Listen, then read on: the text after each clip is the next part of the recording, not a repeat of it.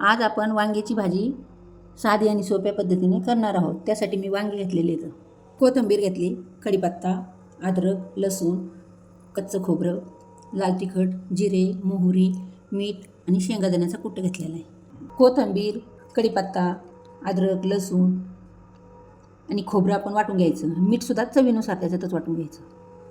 कढई गरम झालेली आहे, त्याच्यात तेल टाकून घ्यायचं. हे वाटलेलं सारण त्याच्यातच टाकून घ्यायचं. हे असं 2-4 मिनटं छान परतून घ्यायचं, त्याचं तेल सुटूपर्यंत.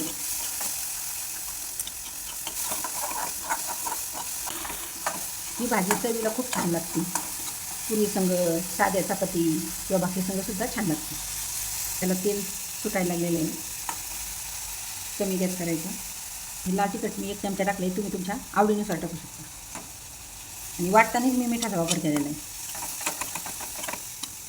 शेंगादाण्याचा कूट पण थोडासा टाकायचा. मी 1 चमचा टाकलेला आहे. शेंगादाण्याचा कूट पण याच्यात असाच हलवून घ्यायचा. हा मसाला आहे ना, एका प्लेटमध्ये काढून घ्यायचा. कढईमध्ये तेल टाकून घ्यायचं. मोहरी टाकायची, जिरे टाकायची. हे परतलेलं मसाला आहे ना, तो याच्यात भरायचा वांग्यात.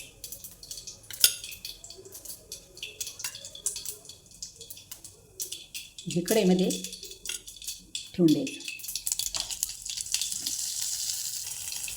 वांगे भरून झाले तर ते असे 2 मिनिटासाठी तळून घ्यायचे. 1 मिनिट झाकण ठेवून घ्यायचं. झाकण काढून घेऊया. हा मसाला त्याच्यात टाकून द्यायचा.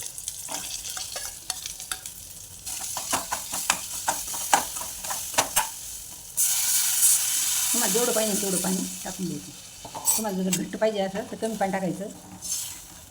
थोडासा रस्सा पाहिजे नसला तर जास्त टाकून द्यायचं. आता याच्यावर 2-3 मिनिटासाठी झाकण ठेवून द्यायचं. झाकण काढून पाहू शिजलं की नाही, चेक करू. शिजलेलं आहे वांगं. पहा, आपली वांग्याची भाजी तयार झालेली आहे. अशा पद्धतीने तुम्ही वांग्याची भाजी करून पहा.